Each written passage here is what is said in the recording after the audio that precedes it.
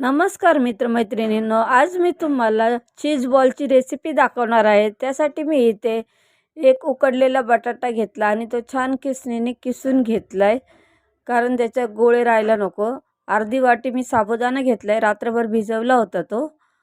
अर्धा चमचा बारीक चिरलेली मिरची, पाव चमचा अद्रक किसलेलं, थोडीशी कोथिंबीर, अर्धा चमचा मीठ घेतलं आणि आता हे हाताने आपण छान असे मिक्स करून घेऊया। जेवढे तुम्हाला बारीक करता येईल तेवढं मिक्स करायचं ते दाबून दाबून। आता छोटासा त्याचा गोळा घेतलाय, त्याची वाटी बनवूया आपण अशी आणि यामध्ये चीज क्यूब घालून पुन्हा ते बंद करून त्याचा छान असा गोल बनवून घेऊया। बघू शकता किती छान बॉल झाला याचा। आता हे सर्व बॉल आपण मी कढईत तेल तापत ठेवलेलं, एक एक करून हे बॉल सर्व आपल्याला छान तळून घ्यायचे। बॉलचा कलर जोपर्यंत ब्राऊन होत नाही छान, तोपर्यंत आपण याला हलवायचं नाही, नाहीतर ते तुटू शकतं।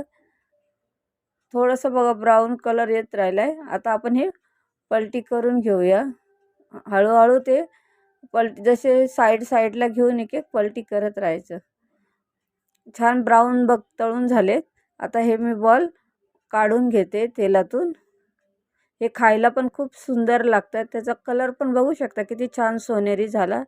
तुम्हाला ही रेसिपी कशी वाटली मला कमेंट करून नक्की सांगा। धन्यवाद।